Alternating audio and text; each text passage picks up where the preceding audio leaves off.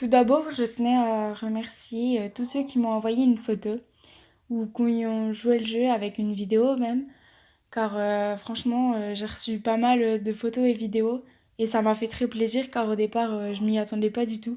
Je pensais avoir au maximum 70 photos et au final, je me suis retrouvée avec 900 photos et 25 vidéos. Donc franchement, je vous dis à tous un grand merci. Et j'ai mis personne de côté. Donc, à ce qui me semble, j'ai mis personne vraiment de côté et tout le monde est la bienvenue dans la vidéo.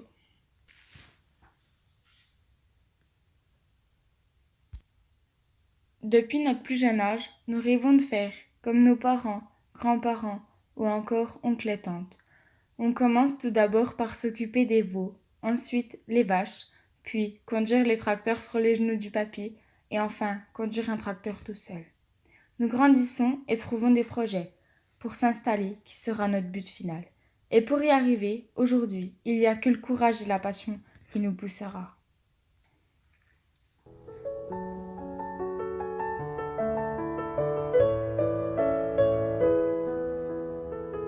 Ces photos nous représentent, nous, passionnés par la nature, l'élevage, le matériel agricole ou encore beaucoup de choses. Représente un métier qui, à la vue de plus d'un quart de la population, est vu comme les gens qui aiment travailler dans la merde.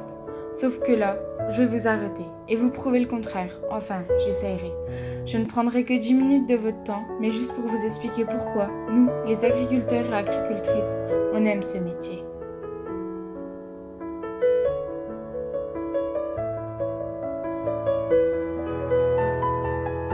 L'agriculture a gardé son image d'avant, où l'homme se levait, chapeau de paille, cotte, bottes, boueuse, à l'odeur très malheureuse. Sauf que cela, c'est qu'une erreur, car c'était avant.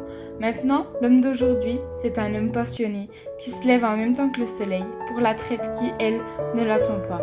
Ce même homme s'était relevé la nuit dernière pour faire véler une de ses jeunisses en complications. Dans son troupeau, chaque tête de son bétail porte un nom. Il connaît ses bêtes comme personne et fait de son mieux pour subvenir aux besoins de celles-ci. Puis, comme tous, il a des terres, des prairies et des cultures, qui eux aussi vivent au fil des saisons et du temps. Il est persuadé d'avoir la meilleure des terres et qu'elle fera bon rendement, même quand les mauvaises années sont présentes. Son but n'étant pas de se faire critiquer, mais de nourrir les autres. À chaque fois qu'il donne une fourche de foin à un animal de son troupeau, c'est pour lui une personne qui mangera de qualité. Vous êtes beaucoup à vouloir manger français et de qualité, mais vous êtes les premiers à manger les produits importés.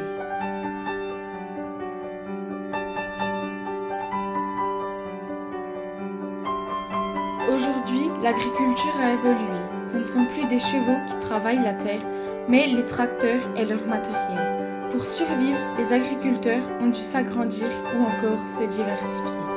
Avant, on allait directement chez les agriculteurs avec notre bouteille pour la remplir de lait et on le payait directement. Aujourd'hui, on préfère aller en acheter en magasin et acheter de l'eau. Maintenant, beaucoup d'agriculteurs font de la vente directe pour démontrer qu'en achetant directement chez le producteur, nous avons de la qualité.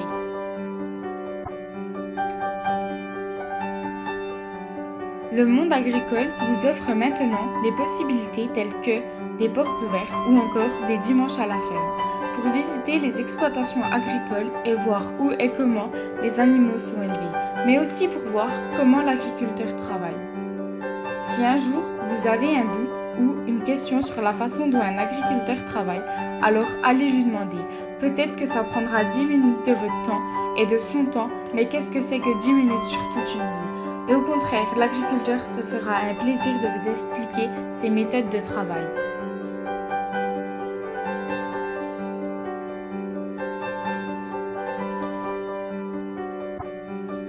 Nous, les agriculteurs, qui sommes souvent critiqués à cause que nous travaillons dimanche, souvent insultés à cause du bruit que nous faisons avec nos tracteurs, ou souvent oubliés à cause des taxes. Sauf que vous ne pensez pas à nous qui travaillons tous les jours de l'année. Comparé aux autres, nous n'avons pas de vacances ni de week-end. Et même quand nous tombons malades, nous sommes obligés d'aller travailler. car il n'y a personne pour nous remplacer et aller traire ou s'occuper de nos champs à notre place.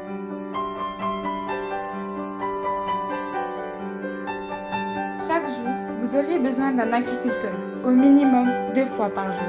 Même vous, très chers végétariens ou véganes, car vos légumes viennent bien de chez un maraîcher, et un maraîcher fait partie du para-agricole. Au stade nourrisson jusqu'à notre mort, vous aurez besoin des agriculteurs. Exemple, le matin dans vos céréales et le midi dans le pain. Ceux-ci sont que 2 petits exemples, mais ils sont fort réels. Manger une nourriture avec 0 produit d'un agriculteur est impossible. Et n'oubliez pas que l'hiver, quand les routes sont pleines de neige, et que vous vous réveillez et que celles-ci sont dégagées, c'est grâce à un agriculteur qui se sera, lui, réveillé la nuit pour les déneiger.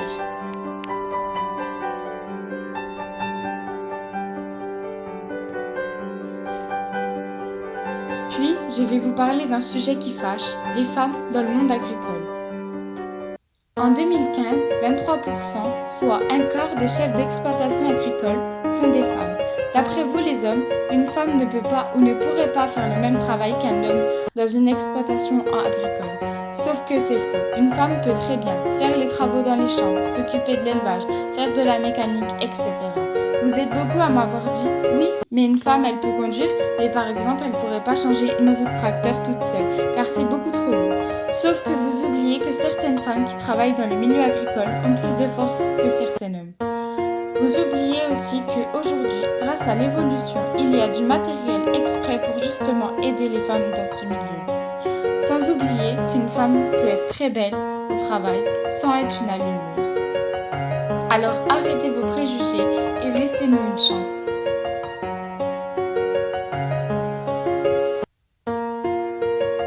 Ce n'est pas le métier que nous aimons, mais c'est la passion.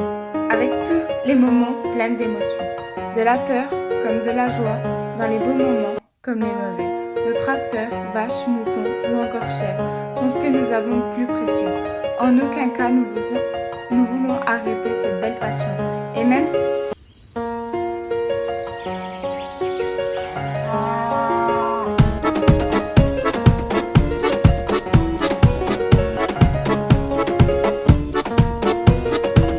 Être VIP à Monaco, sur les plages du Larotto, à choisir y a pas photo, moi je préfère la fête du Clos. Allez dada! Quel boss peut bien m'inviter dans une villa de Saint-Tropez? Moi la bravade je la ferai aèrement comme chaque année. Car même en été, on se tient chaud coco, même en été, on boit pas de l'eau coco. Non jamais, jamais, jamais, je quitterai nos champs de blé. Oui l'amour, l'amour, l'amour sera toujours dans nos plaies.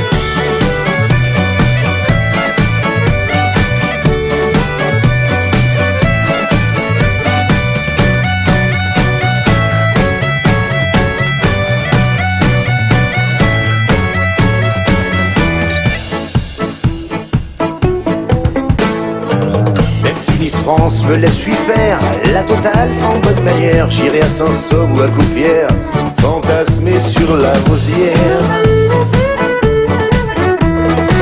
Faire le kéké dans une Jaguar avec du champagne et du caviar. Moi je choisis la Bourbon-Bambert avec un verre de légendaire. Pourquoi? Car même en été, on se tient chaud coco. Même en été, on boit pas de l'eau coco. Non jamais, jamais, jamais, je quitterai nos champs de blé. Oui l'amour, l'amour, l'amour sera toujours dans nos prés.